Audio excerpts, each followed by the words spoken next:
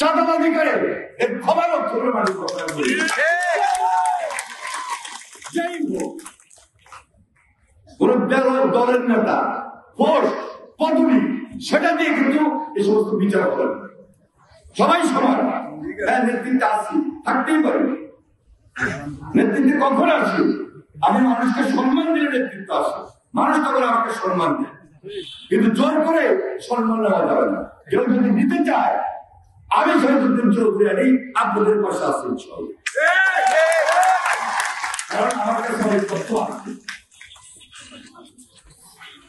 মাটি কাটবো, জোর করে টাকা দিয়ে আসে যে না আপনার এই খেতে মাটিটা কাটবে, ভালো কথা, ঠিক আছে মাটি কাটবে, এক কবর কথাকে পাঁচ কবর দেবে, এই নিবিচার এটা হবে। ব্রিকফিল্ডের মাটি দরকার হয়েছে, ব্রিকফিল্ডার জমি কিনি, আপনি ব্রিকফিল্ডের ইট বানান, অসুবিধা নাই তো। আমার বিএনপি মাটি কাটি ভুলবে যাবে, এর মাছ চাষ করেন, এক ইংরেজি বুঝে লাগবে, কিন্তু এক কবর কথা কয় হাস কর দিবেন, এই মাটি কাটা কিন্তু বন্ধ করবে।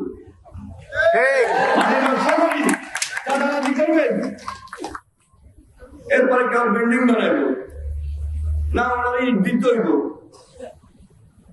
ওনারা বলতে দিতে হইব, ওনারা কন্ট্রাক্ট দিতে হইব, সিমেন্ট দিতে হইব, বালু দিতে হইব। এটা কার কাজ? তাহলে এটা আমাকে স্মরণে রাখতে হবে।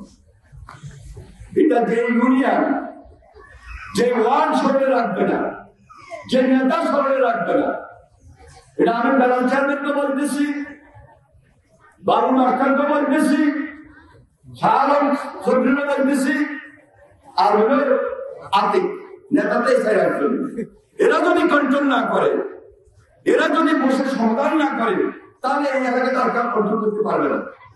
তাহলে দায়িত্ব তাদেরকে নিতে হবে, এবং তাদের সঙ্গে যে জেনারেশন উঠে আসছে আমাদের অঙ্গ সংগঠনের দায়িত্ব, সবাই মিলে বসে সমাজে একটা যে স্বাভাবিক পরিস্থিতি, স্বাভাবিকভাবে যেটা চলা, সেটা নিশ্চয়তা আমাদেরকে দিতে হবে, কথা এই এলাকার জনগণকে দিতে হবে। এটা আমাদের কাজ, এটা আমাদের জনগণকে সম্মান দেখানো। বিএনপির নামে কেউ যদি কোন ধরনের এমন বক্তব্য নিয়ে আসে, এমন কথাবার্তা নিয়ে আসে, এই ইউনিয়নে আমি যখন আসছিলাম কুন্ডা মহলে, যখন আমি ঢুকছি, আমি বলার সময় কিন্তু দল পেয়েছি, আমি কিন্তু এর চেয়ে বেশি বলি নাই, সারা বাংলাদেশ সতর্ক হয়ে গেছে। হয়তো ব্যক্তিগতভাবে বিরোধী মন খারাপ করতে পারে, কিন্তু এটি হলো আসল জিনিস। সুতরাং এই ধরনের পরিস্থিতি কোনোভাবে, যেটা আওয়ামী লীগ আমাদের সৃষ্টি হয়েছে, যেটা আওয়ামী লীগ করে গেছে, যেটা হেলমেট বাহিনীর কাজ, যেটা যুবলীগ ছাত্রলীগের কাজ, সেটা বিএনপির কাজ নয়, বিএনপির কাজ হবে না। বিএনপির কাজ হলো মানুষের কাজ করা, কারণ বিএনপি কোন মানুষের দল। আমাদেরকে সেভাবে চলতে হবে। তারা রক্ষী বাহিনী সৃষ্টি করেছে, তারা দুঃশাসন তৈরি করেছে, তারা হেলমেট বাহিনী করেছে, তারা অত্যাচার করেছে, নির্যাতন করেছে, গুম করেছে, খুন করেছে। আর আজকে আমরা সবাই মিলে যে নতুন যে একটা স্বাধীনতা পেয়েছি, এটা ধরে রাখার দায়িত্ব আমাদের সকলের।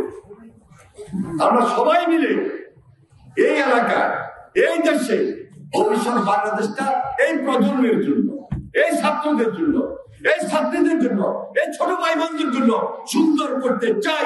তারে গভর্নের এটা আমাদের প্রতিশ্রুতি।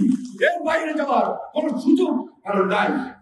যে এই সুযোগটাকে বঞ্চিত করবে, নষ্ট করবে, তার বিরুদ্ধে আমরা সবাই ঐক্যবদ্ধ।